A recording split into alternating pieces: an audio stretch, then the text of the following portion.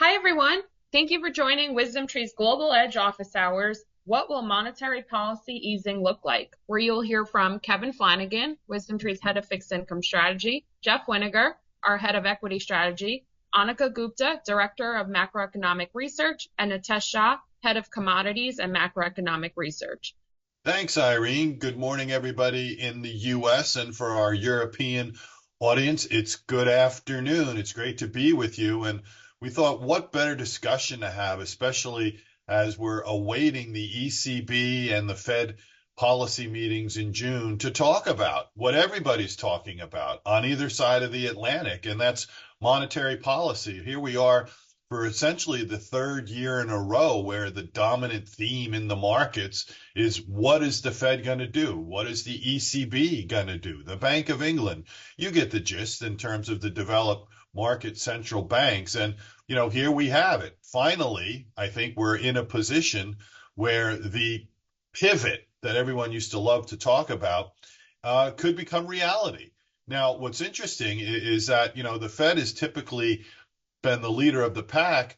That may not be the case this time around. And I think what we may find out is that, this is not essentially one size fits all in terms of the central banks. And that's why we've seen volatility in the markets, both here in the US. I'm speaking specifically more on the fixed income side now, and also in the Eurozone as well. So this could very well continue. We'll see how it goes. What does easing look like, right? That's what this discussion is all about. We've talked about it from a rate perspective in terms of the opening here, the introduction, but we also have central bank balance sheets on part of the equation as well. So as we get started here, we're going to pass it along to Jeff and Nitesh and Aneeka. But Irene, let's start the ball rolling. Let's sort of set the table here with the first two polling questions to get all of your kind of pulse on this. What are you feeling with respect to central bank policy? Where are we going as we move forward here, as we get closer to the second half of the year? So, Jeff, let me turn it over to you first for some Sure. opening comments.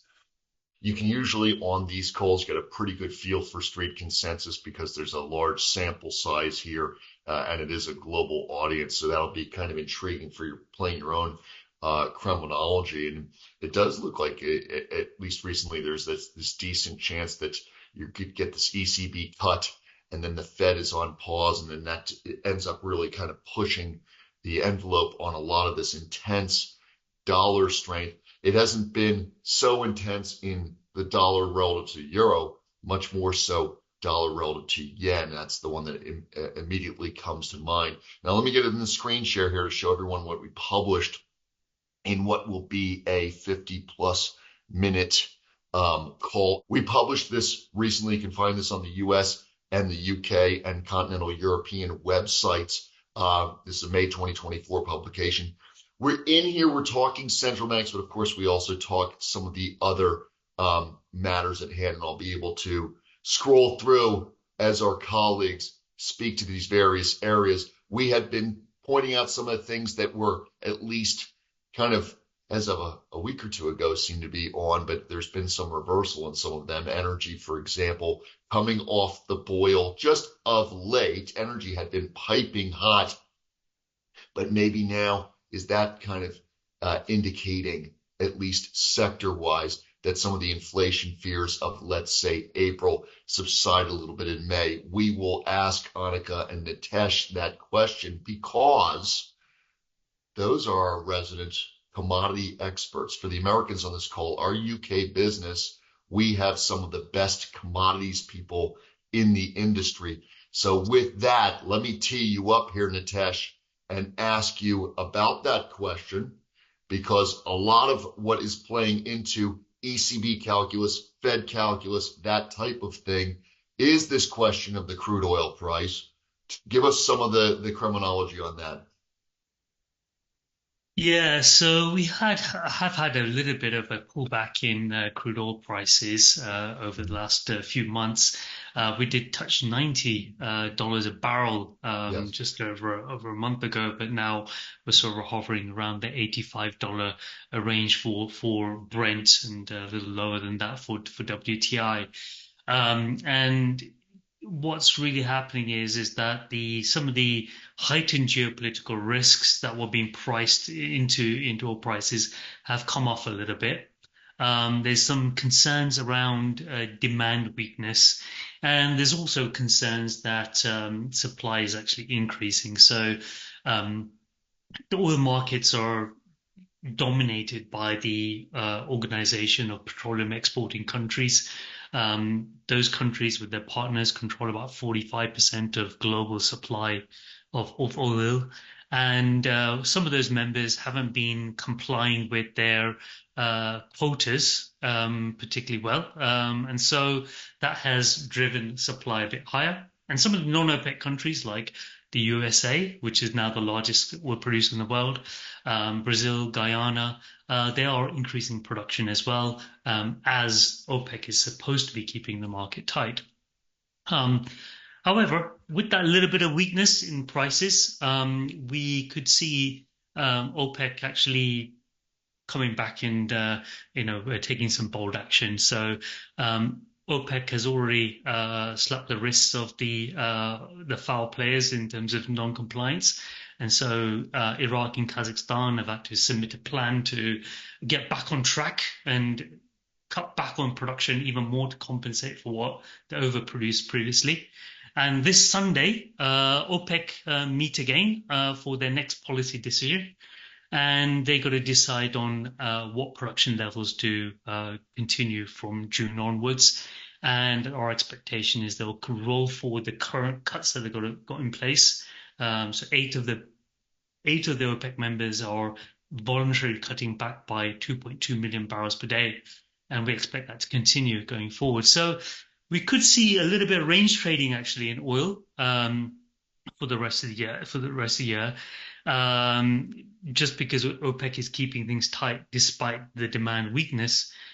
Will that contribute to new sources of inflation? Well, if it's range trading, it shouldn't be that much more inflationary, but it doesn't provide that necessarily deflationary aspect that maybe central banks are looking for at this point.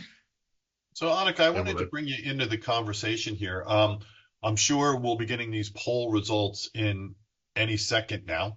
Aha, see, Irene, she knew we'd be getting those poll results in any second.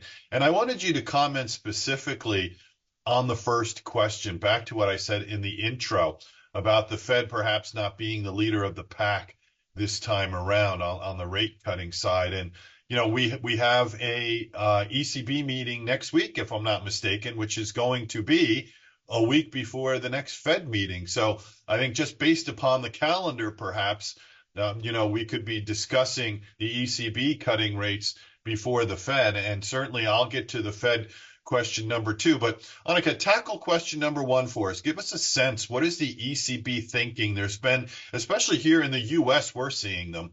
A lot of headlines on the Bloombergs of the world, a lot of ECB participants out there discussing their thoughts about rate cuts. What are our thoughts here at Wisdom Trade? And I'll try to throw some ECB screen shares on there, Anika, depending on what I Perfect. hear you say. Go ahead. Thanks so much, Jeff. Yeah, Kevin, I would like just looking at the poll results, I think, we're looking at about 55%. So clients remain on the border regarding whether the Fed and the ECB will diverge quite significantly this year. And I think we have 45% polling that the ECB will lead the Fed in this rate cutting cycle. Now, our view has been, coming into 2024, that the ECB would be amongst the first across the G7 to go ahead with those rate cuts. And that's because the Eurozone is facing anemic growth. And at the same time, we are seeing a meaningful deceleration take place, in the inflation data. Now, the biggest bottleneck for the ECB was the acceleration in wage growth. And, as we were approaching the end of Q1, there was a clear sign that wage growth wasn't accelerating at the same rate as it was back in 2023. And so that was enough of a sign that the ECB will go ahead with their first rate cut next week in June. And I think, what we've been seeing from recent talk by a lot of the ECB members is that they are going to remain extremely data dependent, given the fluctuation that we have seen in inflation.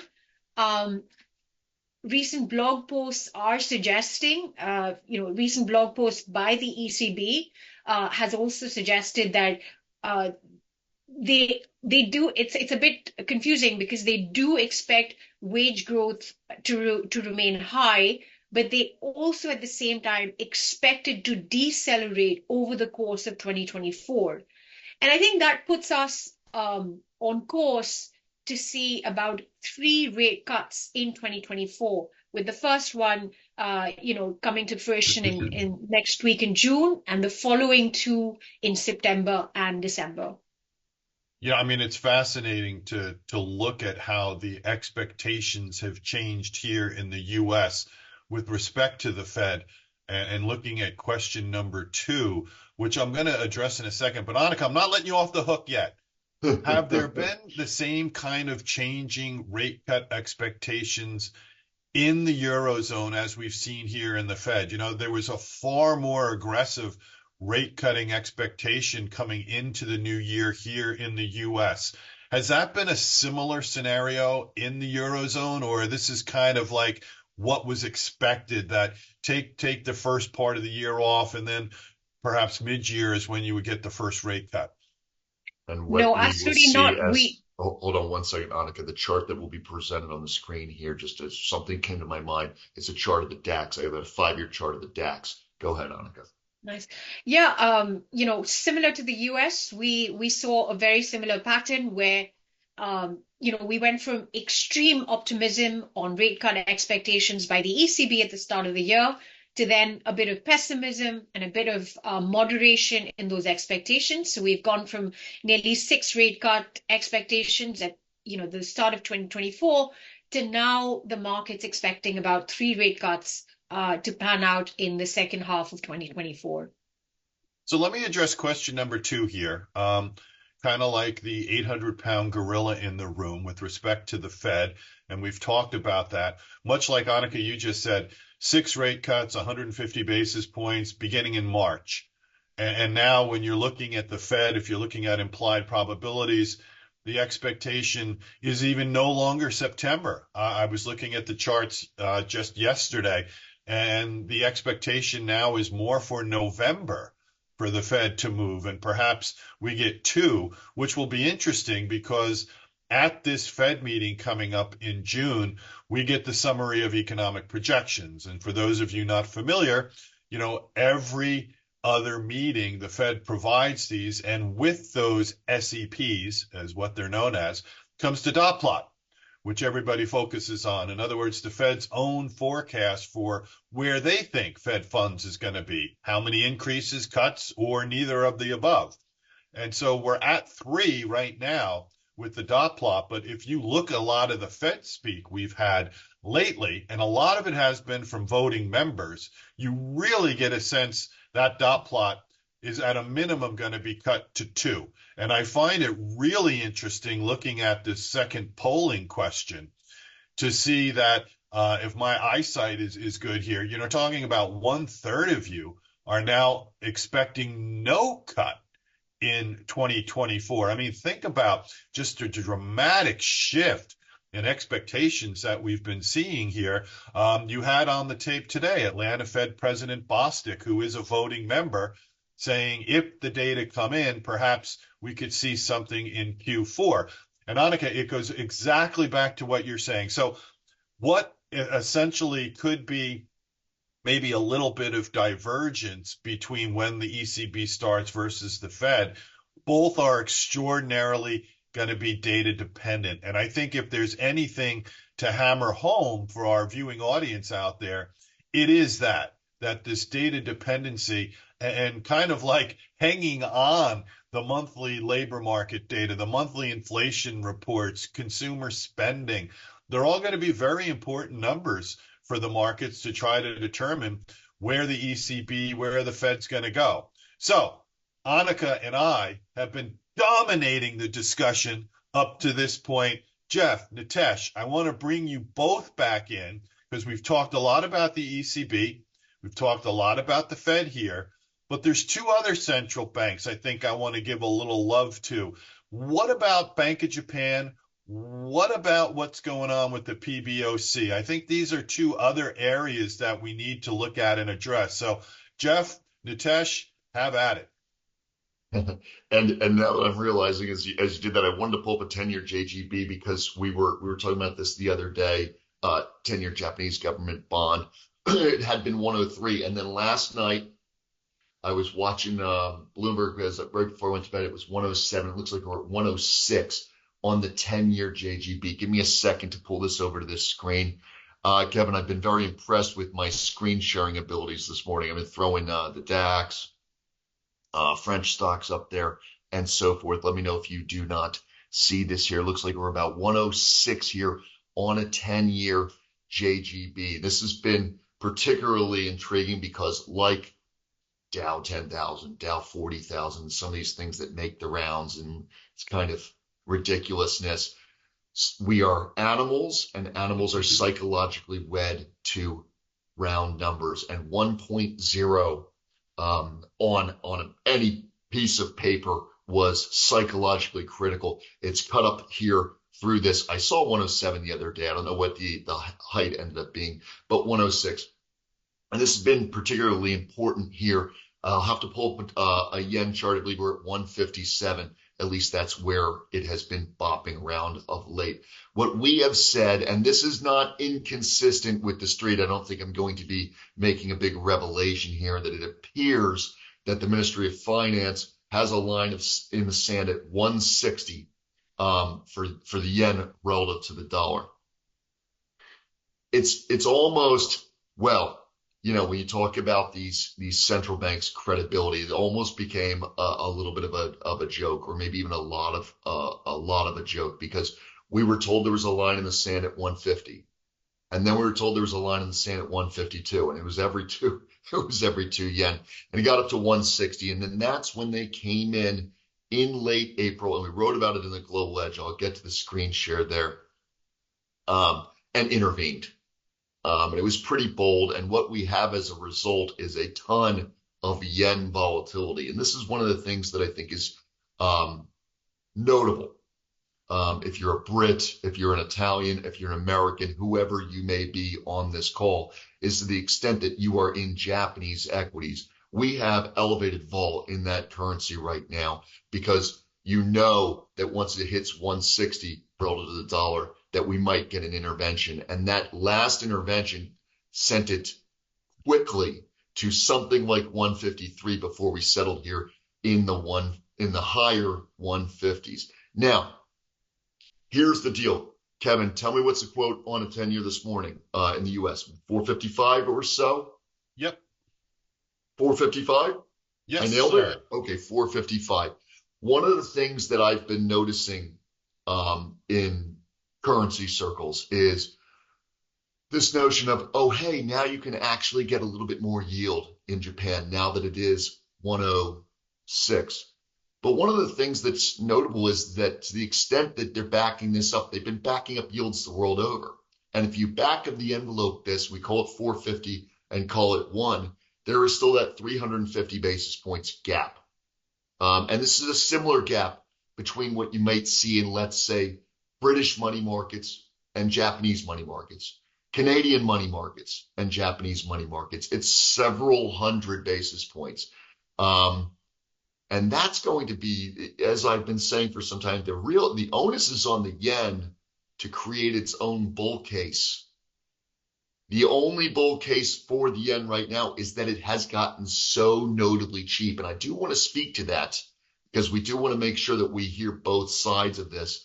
There is a competitiveness set up for Japan on the labor front and the cost of operating a business front that I'll get to if the conversation flows that way. Let me see where Nitesh wants to pick up, and we'll see if the conversation can come back to Japan. Yeah, thanks for that, Jeff. And yeah, when it comes to the People's Bank of China, Okay. it's clear that China is struggling from a growth standpoint. Its last GDP print was good, but maybe a little too good if you look at all the ancillary indicators that that look at the same sort of aspects in terms of economic activity. Are you saying, They don't Nitesh, really. are you saying that they're cooking the books over there in China? What's going on? Well, there is that sort of the Li Qiang index, which looks at Mhm. proxies for economic growth in China. So obviously that premier passed away last year, but he made a very important point. Uh, the GDP numbers he said, are man-made, and so you need to look at other indicators. And then when you look at other indicators, and we put one in the Global Edge, based on his sort of suggestions, looking at freight volumes, looking at monetary indicators, looking at electricity consumption, all those sort of things do point towards slightly weaker growth than what the GDP numbers are pointing to. But moreover than that, if you look at the last data on financing to the real economy, the total social financing numbers. So yeah, we got the chart, I think, on page number 22. Okay, 22. Let's Comparing see. the GDP numbers. I was doing a control F on Chin for China or Chinese. Right here. Yeah. So Okay. there you go. So you got the GDP number, that light blue line, looking a lot stronger than the dark blue line on the last few prints. So that does indicate that there is underlying weakness, and I've known for a while that China's real estate implosion is hurting, and it's hurting because in prior cycles, China had been heavily dependent on real estate markets. Now, we also know that the total social financing that collapsed last month, it went into negative numbers, so one of the worst prints ever. Typically, policymakers try to make up for that and try to boost credit and re-engage in stimulus activity, but the PBOC's hands are somewhat tied at the moment because it can't really do really broad brush monetary loosening, because that would weaken the yuan significantly, especially in an environment where the Fed isn't cutting yet. So the PBOC, I think, is on a bit of a holding pattern. It's waiting for the Fed to make some moves, start doing its cuts, and then the PBOC will be able to cut at that, towards, and I assume that'll be towards the end of this year, once you have the Fed rate cuts come into place. But they're doing lots of other micro piecemeal stimulus activity. I think each and every one of those stimulus activities are relatively small and not that headline worthy, but when you aggregate them together, they are quite meaningful. But the message does get a little bit lost, because it is somewhat fragmented. So, Aneeka, I want to come back to you. So we were talking about this, and this is something within the global edge. I know that we addressed from the Fed balance sheet part of the equation, and I'm going to talk about that first. But can you walk us through what are we seeing with respect to the ECB's balance sheet? Now, the Fed just tapered their QT at the last meeting, or made the announcement, which is going to begin in June. And I'll talk about that in a second. But give us a sense in Europe, what's going on with the ECB's balance sheet? Are we seeing similar moves there as well as what the Fed is doing? So we are seeing a meaningful decline in the ECB's balance sheet. We're essentially, they're likely to hold assets worth a combined 4.6 trillion under the asset purchase program and the pandemic emergency purchase program. The APP, which is the asset purchase program, is only going to be unwound very, very gradually. And, we're likely to see the portfolio shrink further at a very slow pace. So we're looking at something like 0.3 trillion euros until the end of 2024. So that's essentially where we're like any maturing bonds under the APP, the asset purchase program, they're unlikely to be reinvested. So that's the new change, and we're likely to see a reduction in the pandemic emergency purchasing program, and that's going to be to the tune of around 7.5 billion euros per month in the second half of 2024, and then they're going to stop the reinvestment altogether from that point. Right. So, Jeff, if you could go back to the global edge piece and let me address the Fed balance sheet. We have a nice little graph, I believe, if I'm not mistaken, in there on that topic. As you're getting to that, you got to show me where. It's in the beginning. At the very beginning. Okay. Towards the top. There you go. Oops, did I pass it? There it is, right there. Okay. So, for those of you who want a little Fed 101, if you go to the balance sheet, it comes out every week. So it's not as if this is some behind the scenes type of numbers for the Fed. And what we wanted to show you was just some perspective of the Fed's balance sheet, where we were before the financial crisis on the left to where we are right around now. The numbers haven't changed all that much from when we published this piece. But obviously, the Fed making the announcement that they were going to lessen the amount of roll-off would be something that we did discuss as well. But as you can see, you had this, below 1 trillion total. And as you could see, the blue line, mortgage-backed securities, didn't exist. They were at zero before the financial crisis. So the Fed always held treasuries before 2007. That's what the securities were on the Fed's balance sheet, just treasuries. Now, there are some federal agency securities now, but it's really, I would say not statistically significant at this stage of the game. And the reason why I'm bringing that out, because you can see where we went. We ended up going to about 4.25 trillion after the financial crisis and the Great Recession. And as you can see, it was a combination of treasuries and mortgage backs, and things kind of held steady during the period from, say, 2014-ish or so to right around COVID. And then you can see the Fed doubled the size of their balance sheet in a far less period of time, with both treasuries and mortgage backs carrying the workload. So what we're at now with respect to what the Fed wants to do is they want to try and get back to just holding treasuries, back to that level all the way to the left, where there were no blue lines on a graph, no mortgage-backed securities. But as you can see, that's going to take time. So, you're talking about something a little bit under 7 trillion in total, 4.5 trillion for treasuries, about 2.4 trillion for mortgage backs. And they're reducing mortgage backs at a pace, or when I say reducing, it's like exactly what Aneeka was saying. They're not reinvesting. So QT, in this sense, has not been outright selling of securities. It's just not reinvesting what's been rolling off in full, either it's treasuries or mortgage backs.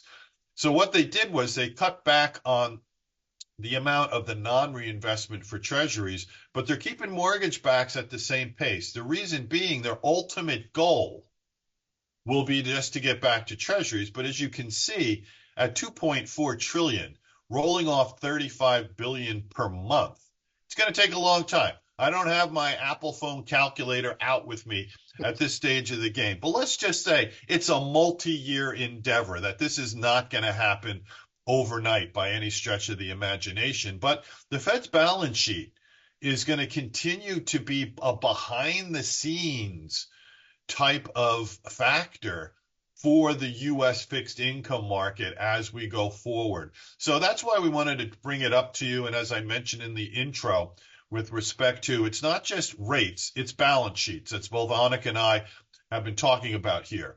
So in the last part of this second half, there's two things I think we wanted to discuss that are in this global edge piece.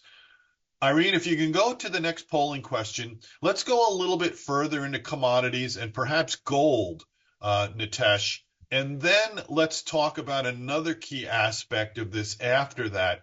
And that was we've got some elections occurring here in 2024. But let's first get your sense of what you're looking at with respect to commodities in your portfolio construction. How important is it? And as we're waiting for those answers, Nitesh, take us through what's going on in gold. All right. We already talked about energy. And I know in the piece, you also talk about gold and what's going on the central bank side there. Yeah, and maybe connected to what we were just discussing on China. There's been a real estate implosion in China. The equity markets were hurting. They've been, recovering a little bit, but mainly being propped up by government support, right? The national team are buying a lot of these equities.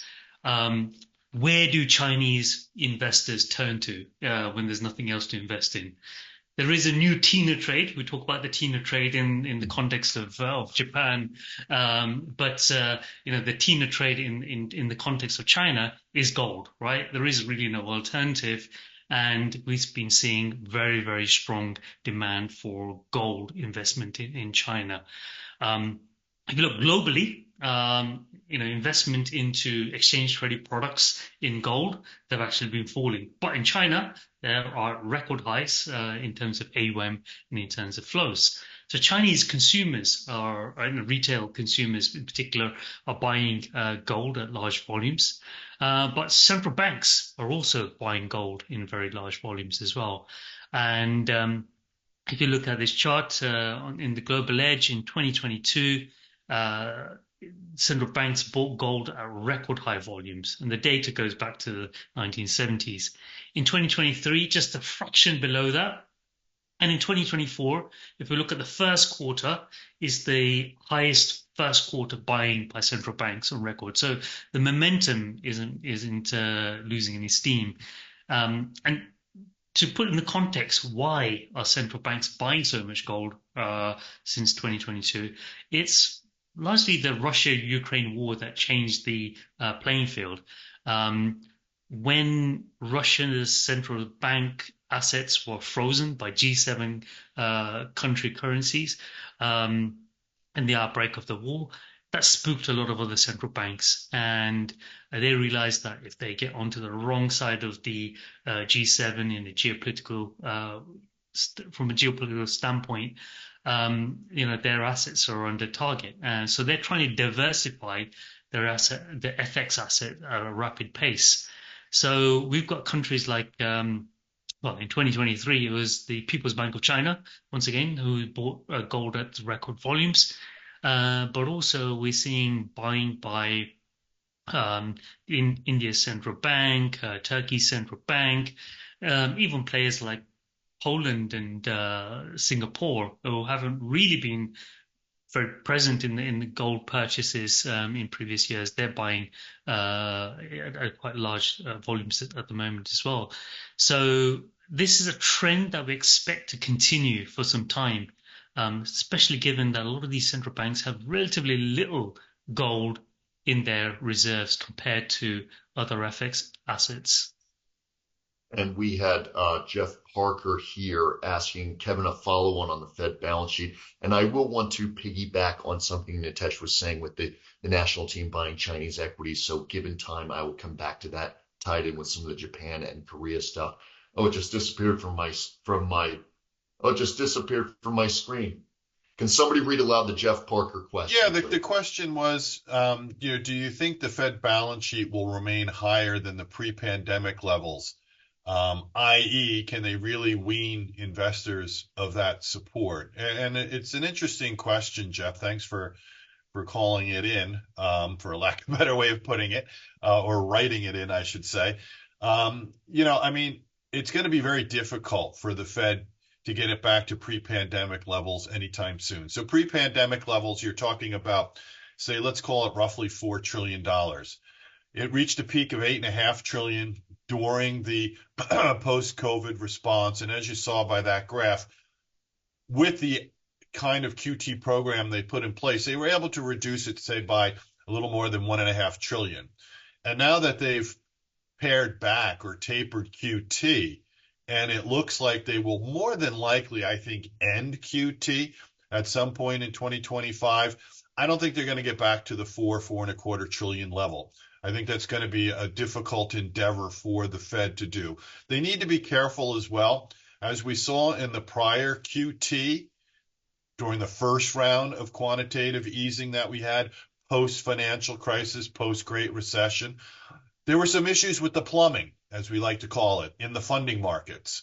And the Fed had to come in and address that. And I think they do have the appropriate tools in place. But I think the Fed's very cognizant of not reducing too fast, too much, too soon. So I would argue in kind of a long-winded way, no, we're not going back to pre-pandemic levels anytime, say, in the next year or so. So from a weaning kind of, I think, aspect to this, we had a few treasury auctions this week. We're talking about record or almost record sizes now. This is not being political. It's just shooting it right down the barrel here. That, the U.S. is running $1.5 to $2 trillion deficits. We got to finance it. And if you're not getting the same kind of support from the Fed, say, on that front, and even I think central banks abroad, what we're finding out in some of the monthly numbers we get from the Treasury Department, that, we could see some auctions that get, a little bit of a soft response. I'm not talking about failed auctions or anything like that, but it could serve as a floor on under where U.S. rates could go. So that's the way that I would look at it from that vantage point. But Aneeka, Nitesh, let's get back. Let's talk about here some of the answers to the questions here following commodity trends, but, not a top input, things along those lines. What are your thoughts when you see these kind of questions? Is this something that you see in both the U.S. and Europe, or do you think there's any difference between the, let's call it, Eurozone investor and the U.S. investor for commodities? Either one, jump in. And let's make it in the context maybe of the pre-submitted question by Michael Fox, if we can tie in his question. Michael Fox asked, and we'll maybe make it Europe, and we'll do the United States as well. What is the possibility of stagflation, low growth, and/or stubborn inflation? No. Actually, I think these poll results come a little surprising, actually, because the second option, it plays a visible role, just under a third, 30%. I think that's a higher number than we've seen historically, right? And maybe we may have attracted a certain crowd into this office hour today, so that may be a part of it. But I think in the past we've generally seen commodities for the global audience being that little bit smaller.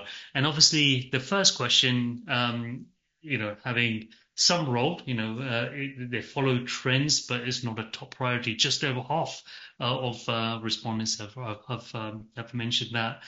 I think if we look, traditionally when we've looked across our global audiences, yes, in Europe, possibly the focus on commodities has been stronger, and that may be just because of our business footprint as well, but maybe also to do with the fact that European investors are somewhat forced to be a little bit more global in their investment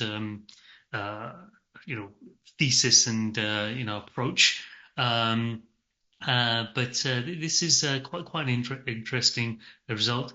I guess we've just got under a fifth saying there's no role for commodities. But maybe in linking to that question, maybe people don't realize there is a role for commodities in a portfolio, because we may be in a period of we talk about higher for longer interest rates, but how about higher for longer inflation rates? And I think the investment community has largely thought about inflation through the lens of, is there too much money chasing too few goods, right? That's the traditional framework for inflation.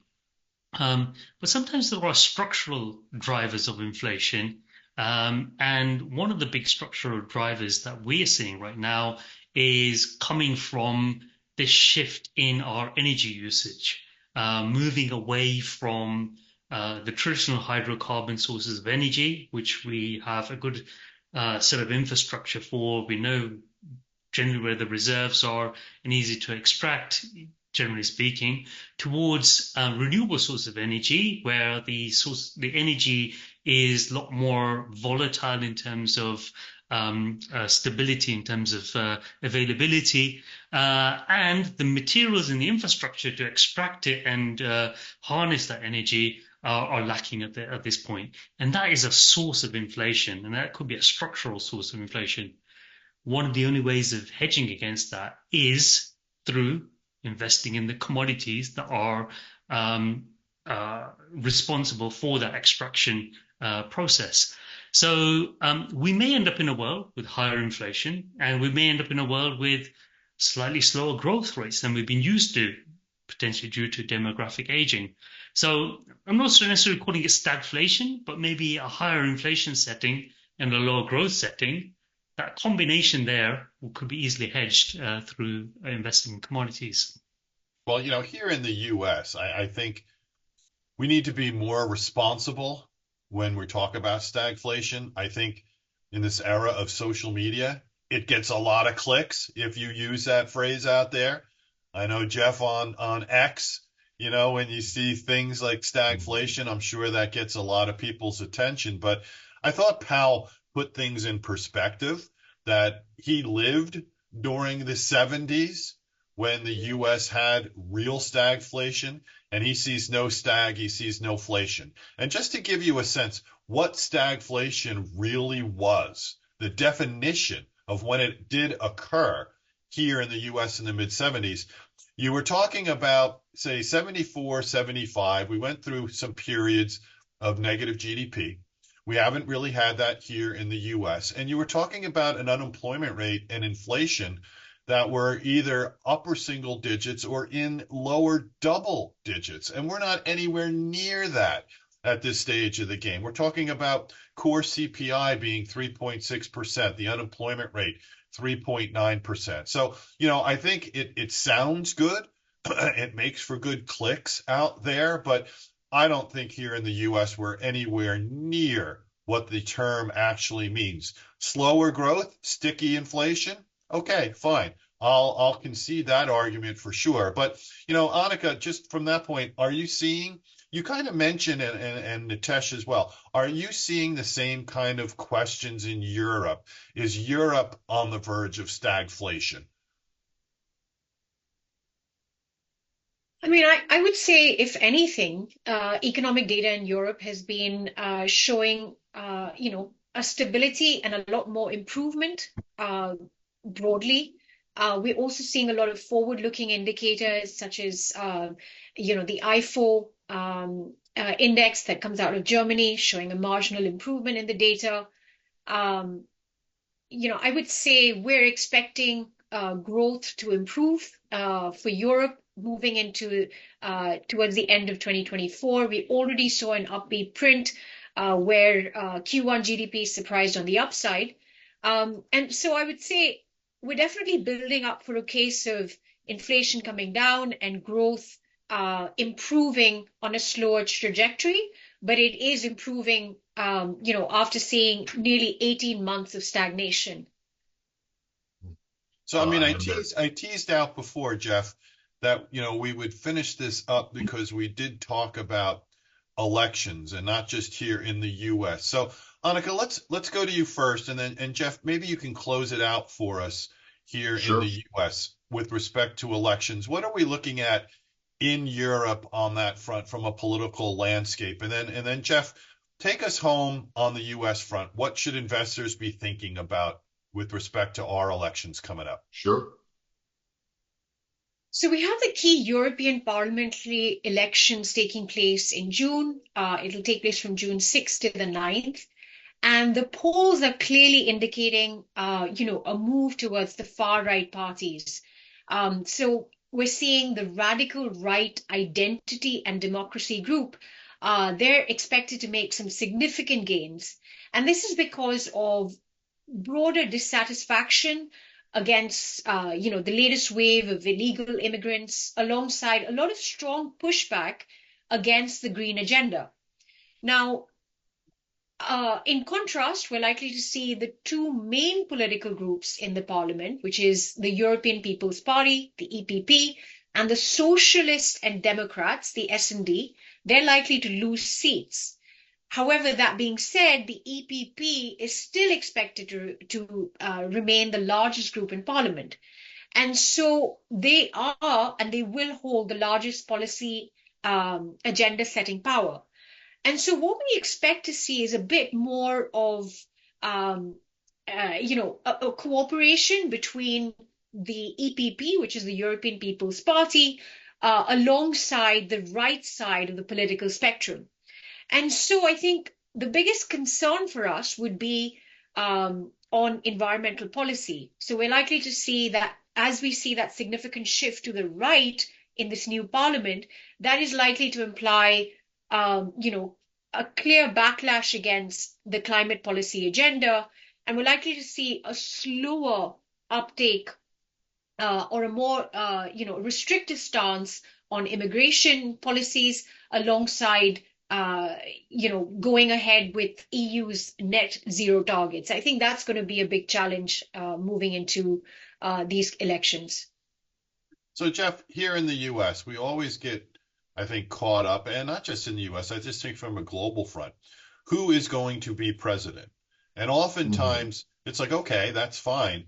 Investors lose sight of the fact that who controls Congress is perhaps equally as important, because the president can only pass what Congress is going to pass. So walk us through a little bit.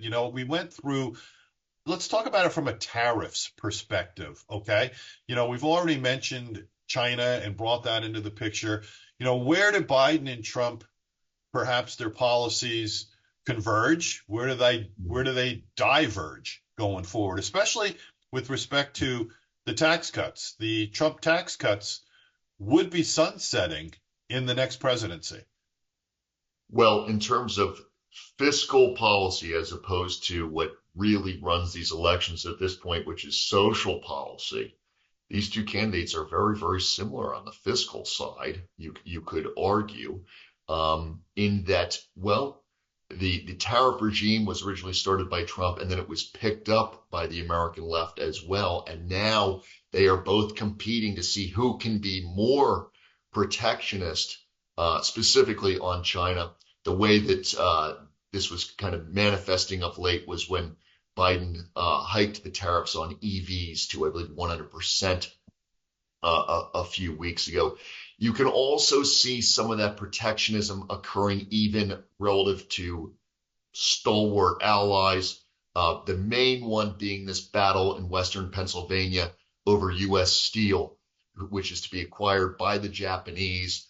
As far as I'm concerned, that would be a top 2 or 3 friend of the United States, but they are both, Biden and Trump, vowing to block that deal.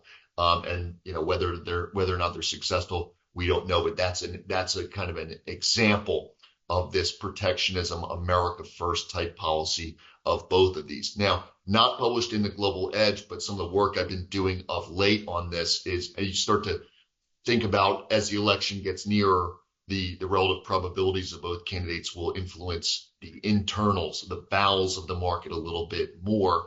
All you can really find thus far, at least when I kind of look at the relative fortunes of these two fellows, is the performance of defense contractors relative to the broad market. When you look at the real clear politics, poll differentials, it appears that when Biden is having a good month or a good few weeks, that is when we have been seeing coincident action of the defense contractors outperforming. Trump, when he comes back, you see the defense contractors starting to underperform. The other thing that you hear, but you don't necessarily see it in the action, would be you could play these two guys off on healthcare as a sector inside the market. The thesis being because the Inflation Reduction Act was a price control situation for big pharma. The issue, though, is, as I pointed out, I'm not so sure that Trump is also not on board with price controls. It's a political winner for the American left and the American right to talk about price caps, limiting healthcare expenditures, and that type of thing. We're 49 minutes in. Let's let open table for anybody to start wrapping here. I would just say, since we have a couple minutes left, we didn't really discuss much outside of China, I think, in the EM space. And I know that just industry-wide, we've been seeing flows into India. So all three of you, one of you, whoever wants to, any thoughts on what's going on with India and what we should be thinking about for the next half of this year? Well, to start with, on monetary policy, I would say the RBI has, held rates for the seventh consecutive month at 6.5%. I think their, main apprehension is headline inflation continues to remain above their target of 4%, whereas core inflation has actually come in below. However, given the fact that the Fed rate cut expectations by the Fed have just been pushed back even further, the RBI has been a lot more cautious on its stance to go ahead with a rate cutting cycle. Now, the Q1 GDP print came in much stronger than expected, but that was largely on the back of higher investment, higher capex investment taking place by the government. So the government is actually helping spur a lot of that growth that is currently taking place. And I think the big dynamic right now, we've seen a very, very strong equity market performance for the first quarter of 2024. And now in this period of lull, and I think it's because of the volatility surrounding the general elections in India. And the broader consensus is, the incumbent Bharatiya Janata Party, led by Governor Narendra Modi, is likely to come back into power. But there is a lot of, friction taking place between the Congress and the BJP. And compared to expectations when we started the year, it looks like the BJP might win a slightly lower majority as compared to expectations as we saw at the start of the year. And so I think that friction is leading to a little bit of a lull on the equity market performance at this current point. And as we look to wrap this up, we could do some self-promotion, some recent blogs. I did this blog about inflation in Japan. That is something that you would find on the U.S. website. What you're looking, and of course, this piece that we wrote is the Global Edge. We do this quarterly with the four that you see here. We are the authors. You can find that on any Wisdom Tree website. Also, Kevin and I write a biweekly Minds on the Markets piece, and we do a video, about a 5-minute video that summarizes that as well. Kevin recently, I believe we published this an hour or two ago, U.S. credit. If that is something topical, you would find that in the blog section of the U.S. website. What you are witnessing here, we call this office hours. We will frequently, I'd say, Nitesh, Aneeka, we have these two on the office hours every 30 or 45 days or so, being as how those are our British colleagues. And then people like me, Kevin, if you know Jeremy Schwartz, the global CIO, and many others like us who are strategists at the firm, we do several of these office hours every week. It could be from factor investing to the reaction here at the House of the CPI report to the latest in crypto. It's anything and everything under the sun. Some fraction of these are for CE credit. Others are more short and sweet, 25, 30-minute type calls. Let's go ahead and wrap this at 53 past the hour. You witnessed Aneeka Gupta, Nitesh Shah, Kevin Flanagan, and I am Jeff Weniger. Thank you, everyone, for dialing in. Have a great evening/morning/afternoon. Take care. Take care, everybody. Thank you. Take care. Thank you, everyone.